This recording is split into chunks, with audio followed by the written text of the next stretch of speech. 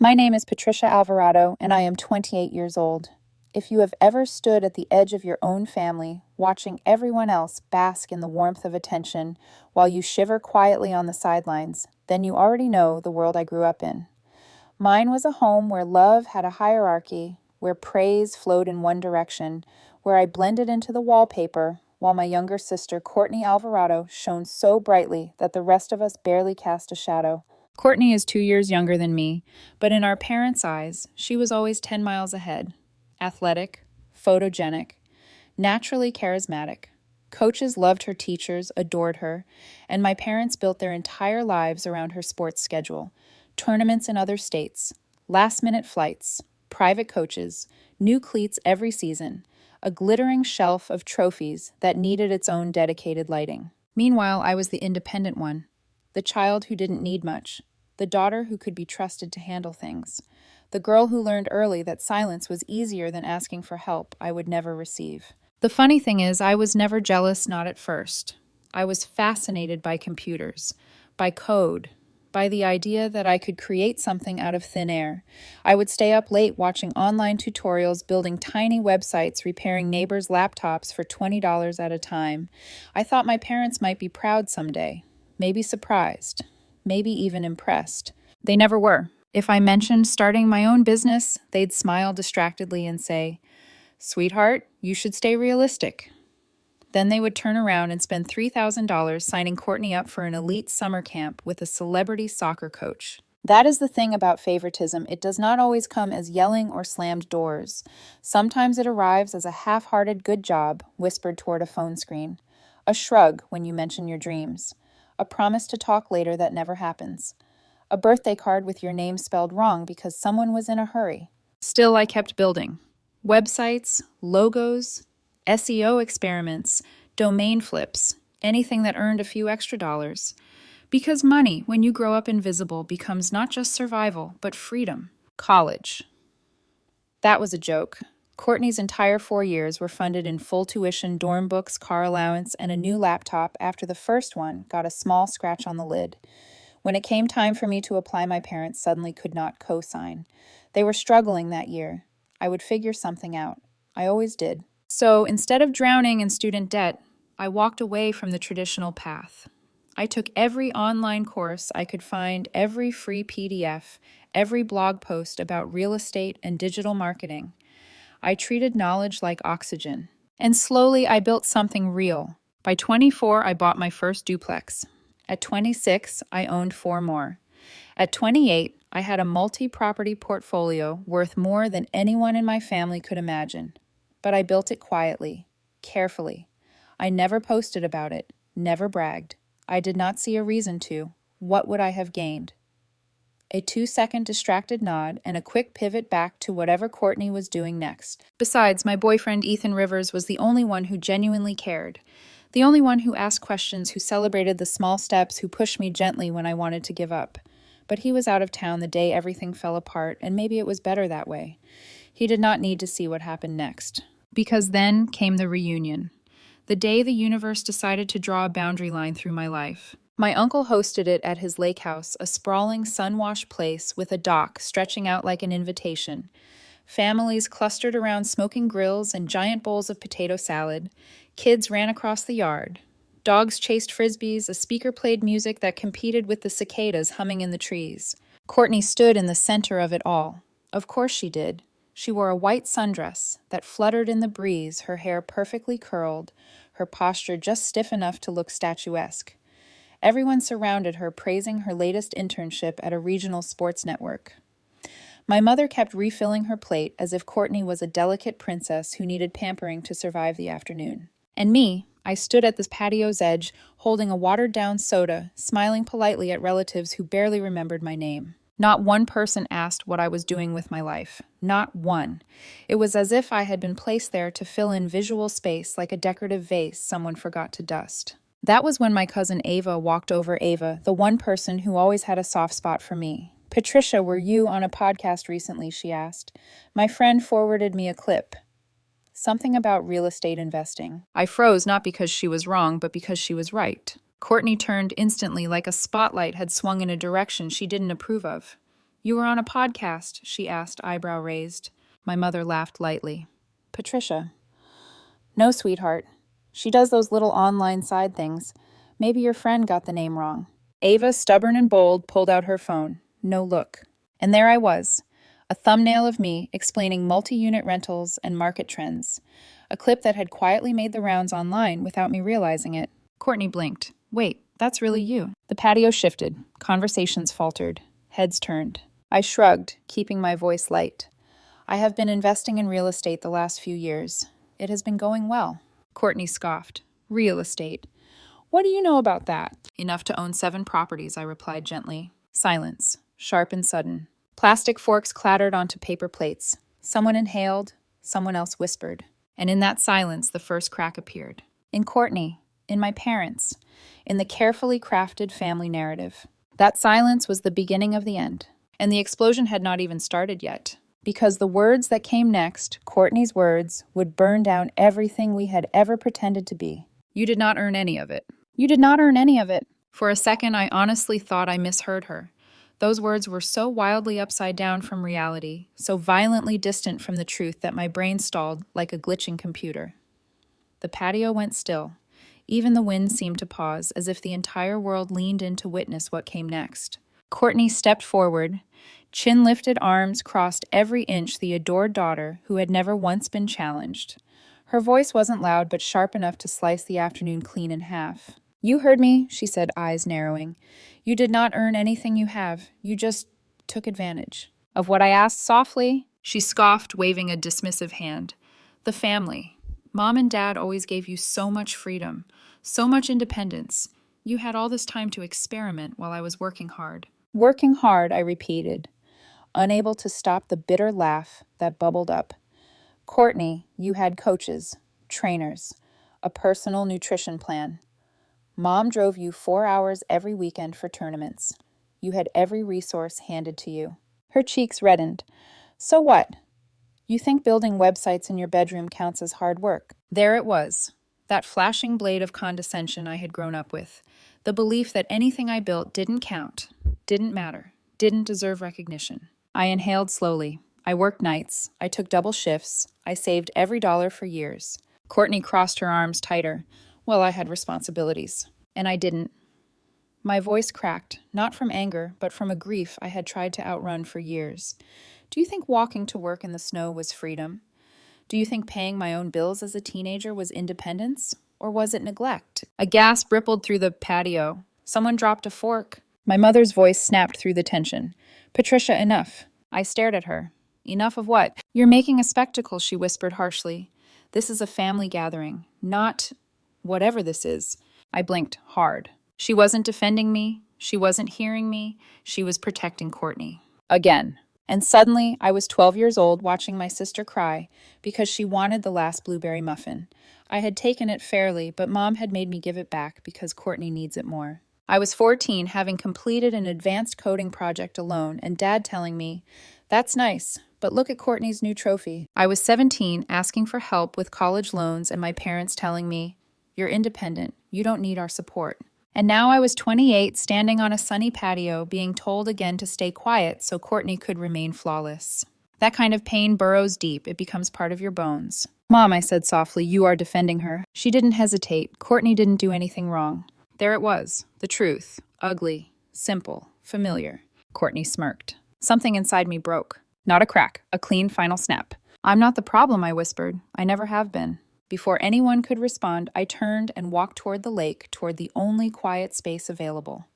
Gravel crunched under my sandals. My chest tightened.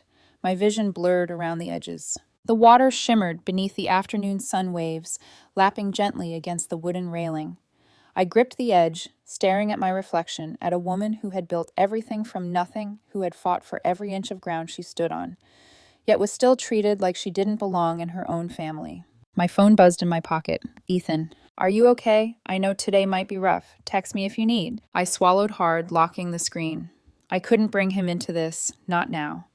I was too ashamed to admit that even after building a successful business, even after creating a life for myself, a single sentence from my sister still made me feel small. I didn't hear Courtney approach. but I felt her presence sharp, judgmental, like cold wind against the back of my neck. "Do not walk away," she said behind me. "You started this." "No," I murmured, still looking at the water. "You did, years ago." She rolled her eyes. "Oh, please. You always want attention. Well, congratulations, you have it." Something in me snapped again, not with heat, but with clarity. I turned facing her fully. "I never wanted attention," I said, my voice trembling. "I wanted respect." She stepped closer, jaw clenched. "You think some property rentals make you better than me?" "No," I said gently. "I think earning every dollar I have while you were handed everything makes me someone you can't belittle anymore." Her face twisted. "You're still the same jealous, insecure older sister." "And you," I replied, "are still the same spoiled girl who can't stand not being the center of the universe." Her breath hitched. Her eyes hardened. "At least Mom and Dad love me," she said, her voice low and cruel. I didn't flinch. I didn't look away. I didn't break. "Yeah," I whispered. "They do. You can have them." For the first time all afternoon, Courtney looked unsettled, like I had just moved a piece off the chessboard she didn't know could move. Footsteps approached behind us, slow, deliberate. I turned to see Uncle Mike, hands in his pockets, face unreadable. "Walk away, Patricia," he said softly. "Let her bury herself." I nodded, stepping past him. But Courtney wasn't done. "Do not walk away from me," she snapped, voice rising. "You owe this family." Uncle Mike cut her off with a raised hand. "No," he said calmly. "Patricia doesn't owe anyone here a damn thing." Courtney froze. And then something unbelievable happened. Uncle Mike walked toward the patio, raised his voice, and spoke loud enough for the entire family to hear. "Since everyone wants to talk about hard work," he said, lifting his chin, "let's talk about what Patricia has actually done." Conversations halted, plastic cups paused midair, every head turned. And for the first time in my life, someone in my family, not Ethan, not a stranger online, but someone who had watched me grow up, defended me. "Your daughter," he said to my parents, "built herself from nothing. She used to clean my gutters and repair my office laptops for almost nothing. She built my company's first website for free. She worked harder than anyone in this family, and you never saw it." My father stood stunned. My mother opened her mouth, but no words came. And while Courtney was getting luxury training camps and brand new gear, Mike continued, Patricia was building a business alone. No family help, no loans, no support. Courtney shook her head furiously. "You're lying." "No," Mike said coldly. "You're just used to being the only one praised." The patio went dead silent. Uncle Mike looked at me, his voice softening. "You earned every bit of your success. Do not let anyone take that from you." My throat tightened. I could barely breathe. Courtney, unable to handle the truth, erupted. "She is fake. She's manipulating you. She just wants to make me look bad." "No," Mike said calmly. "You did that all on your own." Something inside Courtney cracked, then visibly violently. She stormed toward me, chest heaving, eyes burning. "You think you're better than me? You're nothing," she shouted. "You think owning a few buildings makes you special. You're just lucky, a fluke." I didn't move. I didn't blink. I just held her gaze. Because beneath her fury, I saw fear. Fear that I had finally broken free of the shadow she always needed me in. Fear that I had become everything she pretended to be. Fear that for the first time, no one would save her. I wish I could tell you that I left that lake house feeling triumphant, victorious, vindicated, like some cinematic heroine walking away in slow motion while the world finally recognized her worth. But I didn't feel any of that. When I got into my car, my hands were trembling so badly I could barely grip the steering wheel. My heart wasn't racing from adrenaline, it was sinking. Heavy, numb, hollow, like something inside me had quietly bled out on that sunlit patio without anyone noticing. I didn't drive home right away. Instead, I drove aimlessly, watching streetlights blur past as the sky dimmed from gold to gray.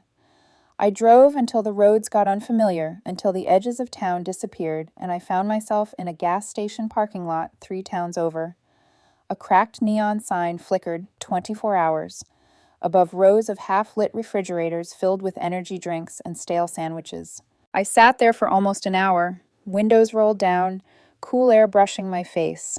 No tears, no anger, just emptiness. And a single sentence echoing in my mind, "At least Mom and Dad love me." Not because it was cruel, not because it was loud, but because she was right. And she knew it. Over the next few weeks, I fell into a fog, one of those quiet, heavy depressions that doesn't look dramatic from the outside, but feels like gravity has increased 3 times. My phone buzzed with messages. I ignored them all. My mother's voice messages were soft concerned, in the same way someone is concerned when their favorite vase gets chipped. Patricia, you sounded upset. Let's not let this ruin the family. We should talk soon.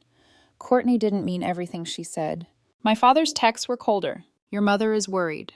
Do not let one misunderstanding spiral into something bigger. Let us know when you're ready to be mature about this. Courtney didn't contact me. Of course she didn't. But cousins did, aunts, extended family, half-hearted things like, you okay? You kind of snapped back there. You know how Courtney gets. Just smooth it over. Everyone wanted peace. No one wanted truth. Ethan tried. He truly did. He called. He texted. He sent voice notes saying, I'm here, whenever you're ready. But how do you explain to the person you love that even at 28, one sharp comment from your sister can make you feel 8 again? That success doesn't erase old wounds. That you can build a multi-million-dollar portfolio and still crumble inside because your family sees you as nothing. I didn't answer him, not at first. Instead, I let my business fall into disarray. Emails piled up, client deadlines passed, rent checks accumulated in portals I refused to log into. For a woman who built her life on discipline, that level of collapse was frightening, but I kept telling myself, tomorrow. I'll deal with it tomorrow. Tomorrow never came, not for weeks. It was late one night, nearly 3 weeks after the reunion, when everything finally cracked open again. I was scrolling absently through my phone numb, half asleep, half awake, when I saw it. A notification, a tag. Someone had posted a video clip on social media. It was a snippet from my cousin Ava's Instagram story, the one from the reunion, the one where she had shown the podcast clip. Someone else had taken it, slapped a dramatic caption on top. When the quiet sibling becomes a millionaire and the family explodes. The video had gone viral, millions of views, thousands of comments. People sharing their own stories of being the overlooked child. People analyzing Courtney's entitlement. People writing paragraphs about favoritism, neglect, trauma, and survival. And then something unexpected happened. My inbox lit up like fireworks.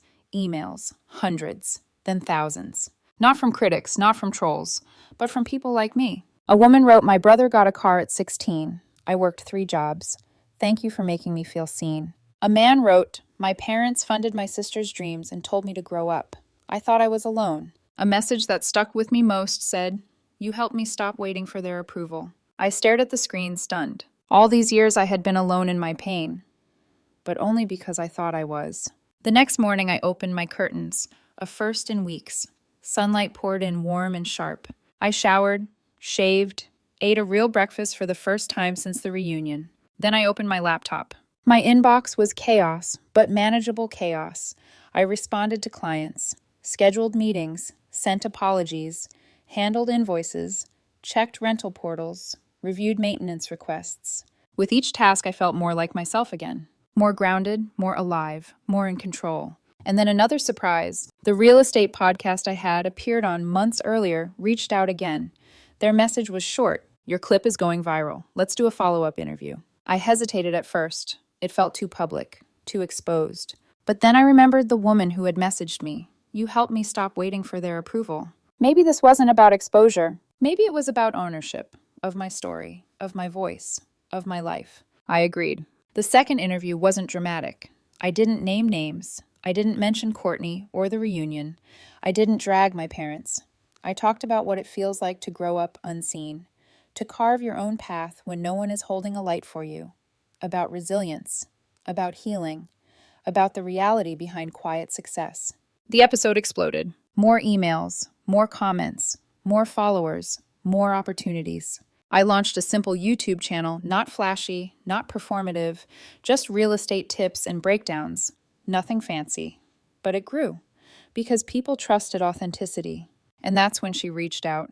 Courtney. She didn't call. She didn't apologize. Of course not. She sent a single message. Funny how you turned a family meltdown into attention. I stared at the screen for a long moment, then typed, it's not attention, it's the truth. She never replied. But someone else did. An old investor I'd once partnered with called me and said, Patricia, someone reached out pretending to be you, asking for financials, bank routing numbers, trying to verify deals. My chest tightened. Cold dread slid down my spine. Did they say who they were? I whispered. They claim to be your assistant, he said, but you don't have one.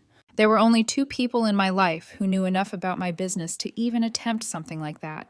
One was my ex-business partner, someone I had already legally shut out years ago. The other was blood, Courtney. And that was when the numbness vanished. That was when fear turned into something else. Resolve. Because I realized something vital. The reunion wasn't the end. Courtney wasn't done. And whatever she was planning next, I needed to be ready. The imitation attempt was the moment everything shifted for me. Not because it was bold, not because it was malicious, but because it was predictable. I had spent years giving my family the benefit of the doubt, convincing myself that the favoritism was benign, unintentional, circumstantial. But impersonating me to access financial information, that was not an accident. That was not a slip-up. That was a calculated move. Someone wanted control, someone wanted access, someone wanted leverage. And in my family, only one person cared that desperately about power. Courtney. But I didn't confront her, not yet. You cannot fight a fire when you don't know what direction it's spreading in. Better to watch. Wait. Prepare. And fate delivered the perfect opportunity to do all three. It arrived in the form of a navy blue envelope, thick cardstock, gold embossed lettering that tried a little too hard to scream legitimacy. You are invited to the 40th wedding anniversary of Michael and Diane Alvarado. I stared at it for a long moment, letting the irony sink in. My parents hadn't shown genuine interest in me in years. At the lake house reunion, my mother barely defended me, and my father acted like my existence was a disruption to the family narrative.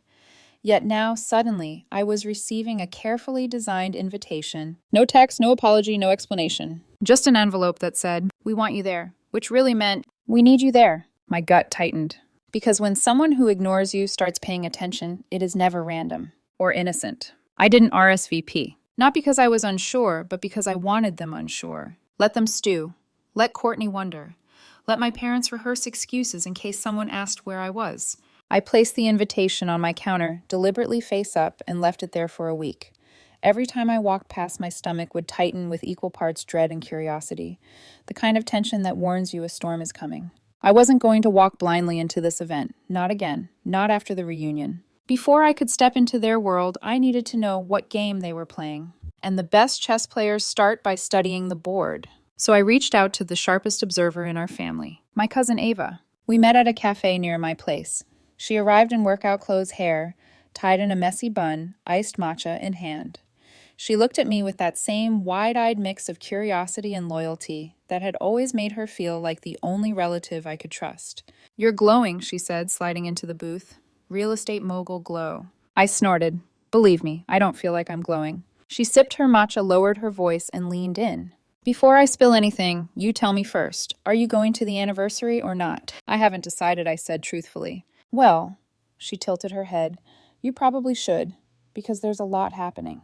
I raised an eyebrow. "Like what?" Ava looked around, then lowered her voice even further. "Courtney is helping plan the whole event." Of course she was. And Ava added, "She's been talking about you. A lot." My stomach clenched. What kind of talking? Ava tapped her phone. The legacy video. "What legacy video?" I asked. She blinked.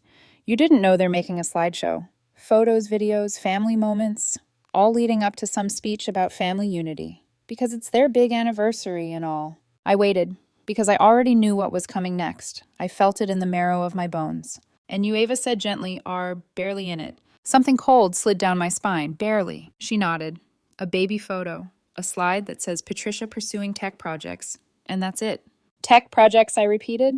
They had distilled my entire life, my business, my properties, my years of sacrifice into two vague words. Tech projects. A sanitized erasure, a strategic one, designed to make me small again. "And Courtney," I asked quietly. Ava sighed. "Every achievement she's ever had is front and center." "Of course. Reinforce the golden child. Erase the inconvenient one." Ava leaned in even closer. "Patricia, listen. I think they're trying to reset the family narrative. The reunion made people talk. A lot. You showing up with a real business that threatened the image they've curated for years." I swallowed hard. "So what do they want from me?" "Control of the narrative," Ava said simply. "They don't want you to overshadow Courtney. And, well, Courtney has plans." My eyes snapped up. "What plans?" Ava hesitated. "She's been pitching the idea of a family investment project, something where we all put money in and she oversees it. She's been talking to relatives and hinting that she'll lead it." I stared. "So she's trying to build a business image." Ava nodded. "And she doesn't want me to ruin it," I finished. Exactly. There it was, the full picture. Courtney wasn't just threatened, she was positioning herself. And I unintentionally had become an obstacle. Not because I bragged, not because I competed, but because my success existed, because I built something real without them. I felt an unexpected calm settle into my chest. Okay, I said quietly. Then I need to see this event for myself. Ava's eyes widened. So, you're going? Yes, I smiled slightly, but not the way they expect. Over the next 2 weeks, I prepared. But not out of spite, not out of revenge, out of clarity. I gathered documentation, timelines, property photos, transaction records, photos of renovations, tenant testimonials. Not to brag, but to show the truth if needed. I updated my LLC structures, reviewed contracts, ensured every detail of my business was airtight. And at the very last moment, something unexpected happened. Uncle Mike called. His voice carried that steady, grounded tone that had always made me feel like someone in the family actually saw me. You going to the anniversary? He asked. I'm thinking about it, I replied. There was a pause. Then he said, be prepared. They're planning something. My chest tightened. What kind of something? I don't know, he admitted. But Courtney and your father have been meeting a lot, talking behind closed doors. And when I walked in yesterday, they stopped mid-sentence. What were they talking about? He hesitated. Then the legacy montage. My heart stopped. And you, Mike added quietly, aren't in it the way you should be. Silence filled the line. Heavy, thick. That was the moment I decided. I'll be there, I said. But I wasn't going as the overlooked daughter, or the quiet sister, or the background character. I was going as the woman I had built, brick by brick, alone. And this time I wouldn't let anyone rewrite my story. The day of the anniversary arrived cloaked in heavy gray clouds, as if the sky itself sensed that something was about to break. The air felt thick, humid, full of tension. I didn't rush. I didn't scramble. I took my time getting ready. For the first time in a long time, I chose an outfit that made me feel like myself, sleek, simple, powerful. A dark emerald dress with structured shoulders, hair pinned back, and subtle gold earrings. Not flashy, not loud, just undeniable. As I looked at my reflection, I realized I wasn't dressing for them.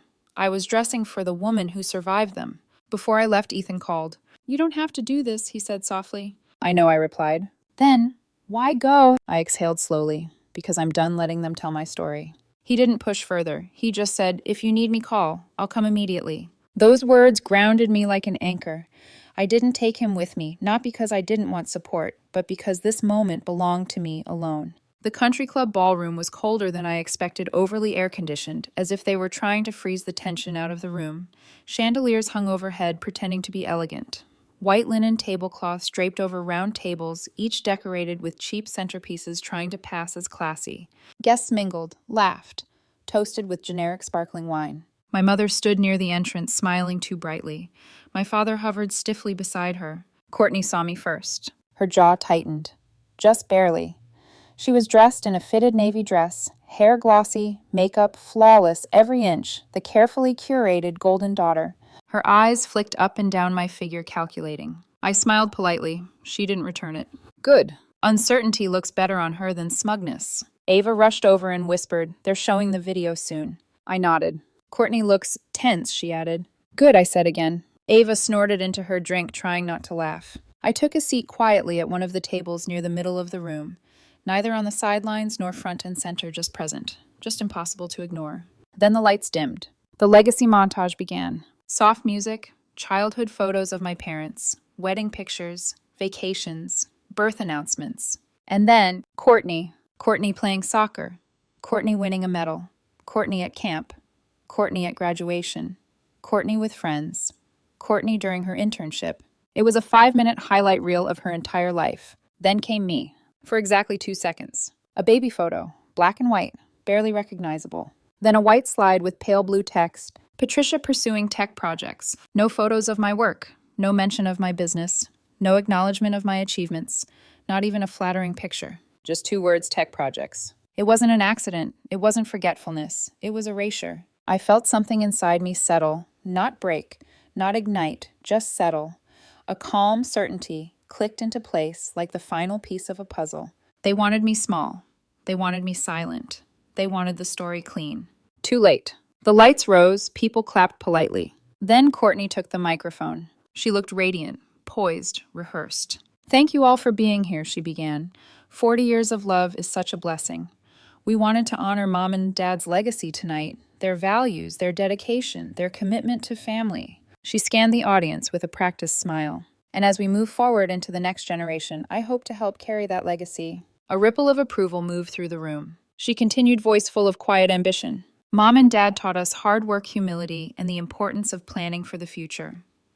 Which is why I've been speaking with some of you about a project, something long-term, collaborative, meaningful. A family investment venture. Of course. There it was, the real agenda. I believe we can build something powerful together, Courtney said. A future that honors our past and strengthens our family bonds.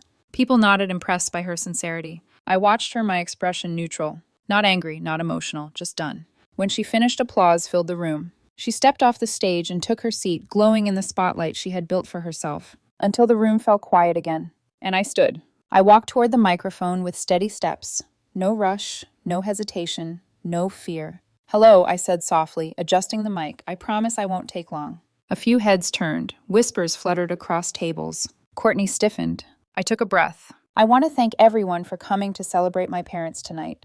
40 years together is no small thing. And I appreciate the effort that went into the slideshow. I paused deliberately. A lot of effort. Someone shifted uncomfortably. But while we're talking about legacy, I let my gaze travel across the room. I realized something was missing. The ballroom went still. In the video, I was described as pursuing tech projects, which is true, just not complete. I tapped my phone. Remember the files I sent earlier, the ones disguised as extra photos for the event planner? With one quiet command, the screen behind me lit up. Slide 1, a photo of me standing in front of my first duplex holding the keys. Slide 2, a timeline of my property acquisitions. Slide 3, before and after photos of renovations. Slide 4, tenant testimonials. Slide 5, a pie chart showing monthly passive income. Slide 6, a clean line of TextNet worth $4.3 million. Gasps rippled through the ballroom. Utensils clinked. Someone whispered, "Is this real?" I continued calmly. I started building websites at 16. I paid my own bills. I walked to work in snow because no one could drive me. I bought my first property at 24. I now own 12. I looked right at my parents. And I did it on my own. Silence. Deep. Heavy. Electric. I am not sharing this to brag, I said quietly. I'm sharing it to correct the story, because stories matter. And for too long, mine has been told incorrectly. Courtney stood abruptly. This isn't appropriate. I held up a hand. No, Courtney. What's inappropriate is erasing someone from their own family history. Her jaw clenched, her eyes flashed. But she couldn't speak. Not now, not with the truth glowing across the screen behind me. I stepped away from the microphone. The final slide appeared. Sometimes the black sheep is just the one who got tired of pretending. The room was stone still. I walked back to my seat, calm, collected, unshaken. Courtney looked pale. My mother looked stunned. My father looked like someone had knocked the air out of him. And the narrative they had built for years, it crumbled quietly beneath their feet. They erased me, so I rewrote myself. When the event finally wound down, the ballroom felt like a battlefield. After the smoke clears, quiet, stunned, full of people pretending nothing catastrophic had just happened. Guests filed out in awkward pairs, whispering behind napkins and half-finished champagne glasses. Some avoided my eyes. Some gave me small, supportive nods. Some looked at me the way people do when they suddenly realized the thing they dismissed was actually a storm gathering strength in the corner. I stayed seated, breathing slowly. Stable, calm. Not victorious, just free. Then came the inevitable. My mother rushed toward me first, clutching her purse like a shield. "Patricia," she whispered sharply. "Why would you do that?" Her tone wasn't hurt. It wasn't confused. It was accusatory, like I had personally set fire to the curtains for fun. I stood carefully meeting her eyes, because the slideshow erased me. It was a misunderstanding, she insisted too quickly. "We didn't mean—" "Yes, you did," I said, my voice steady. "You meant to keep things simple, neat, only one daughter to shine in the spotlight." Her mouth opened, closed. Then she said it, the line I knew she would deliver, the one that defined every painful moment of my childhood. "You've always been so independent. We thought you preferred being on your own." There it was, the clean, quiet cut, the sentence that had shaped a lifetime of neglect. I inhaled deeply. Being forced to be independent isn't the same as choosing it. She said nothing. Behind her, my father approached, his posture stiff like he was preparing to negotiate a merger rather than talk to his daughter. That presentation was unnecessary, he said flatly. It made people uncomfortable. So did being erased from my own family's history, I replied. He exhaled long and slow, rubbing the bridge of his nose. You're making everything harder than it needs to be. I felt something inside me settle. Not anger, not sadness. Acceptance. You've never actually wanted to know who I am, I said. You only care if I fit the story you tell about this family. Neither parent refuted it. And that hurt more than any insult Courtney had thrown at me. When they realized I wasn't backing down, they exchanged a quick look, one I had seen 1,000 times growing up. A silent agreement, Patricia, is difficult. Courtney is easy. Smooth it over and move on. I stepped back. We're done here, I said. My mother reached for my arm. Don't be dramatic. Setting boundaries is not dramatic, I said quietly. My father's jaw tightened. You're overreacting. But for once in my life, their words had no power. They slid right off me like water off glass. I turned to leave, and that's when Courtney appeared. Hair slightly frizzed, makeup smudged, smile brittle as cracked ice. She blocked my path. You ruined tonight, she hissed. You just had to make it about you. I stared at her. I didn't say your name once. You didn't have to, she snapped. Everyone was supposed to see me as the future of this family. And now they think you deserve that role. Role, I repeated softly. This isn't a monarchy, Courtney. Her eyes flashed. It could have been a business venture. Together. But you just had to embarrass me. I blinked slowly. You asked our relatives for money for an investment project, I said, and erased me from the family story to make yourself the only option. That isn't a venture. It's manipulation. That's not fair, she shot back. Everyone already sees you as some genius now. I can't compete with that. She said it with such raw desperation that for a moment I saw her not as the golden daughter, but as a terrified woman grappling with the collapse of her identity. You don't have to compete with me, I said gently. You never did. Yes, I do, she whispered, voice cracking. Because if you're the successful one, what am I? I swallowed hard. That's something you need to figure out, I said, without stealing my story to build yours. Her face hardened again. Mom and Dad still love me more. There was no venom, no triumph. Just a small hollow truth she clung to like a life raft. I nodded. Then hold on to that, I said quietly, if it's all you have. She flinched, just barely, but enough. I stepped past her. She didn't follow. Outside, the night air was cool, gentle grounding. The parking lot was dim, except for a few scattered lights that flickered over the rows of cars. I walked toward mine, every step lighter than the last. Then my phone buzzed. Ethan, I answered. Are you okay? He asked immediately. For the first time in weeks, I could tell the truth. Yes, I said. I actually am. There was a small relieved exhale on the other end. Are you coming home? Yes. Good, he said softly. I ordered your favorite takeout, and I'm not watching the movie until you get here. A laugh bubbled up, unexpectedly gentle real. Save me extra rice, I said. Always. I hung up and slid into my car, letting the silence wrap around me, not suffocating this time, but peaceful. Freeing. As I started the engine, I glanced back at the glowing windows of the ballroom. I could picture them inside my parents, clinging to old delusions, Courtney scrambling to salvage her image relatives, whispering behind polite smiles. For so long I had tried to force myself into that world, to be chosen, to be seen, to belong. But tonight I realized something important. I belong to myself now. I drove away slowly, the road stretching out ahead like a promise. A future with no more shrinking, no more silence, no more erasure. At home, Ethan hugged me so tightly I felt something inside me stitch back together. Not because he fixed anything, but because he reminded me what love feels like when it doesn't ask you to shrink. Later that night, as I lay in bed beside him, I thought about everything that had happened. The favoritism, the neglect, the invisibility, the truth-telling, the confrontation, the liberation. And I understood something profound. My family didn't fail me all at once.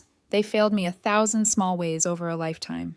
But I had repaired myself 1,000 small ways too. Property by property, choice by choice, boundary by boundary. They wrote me out of their legacy, so I built my own.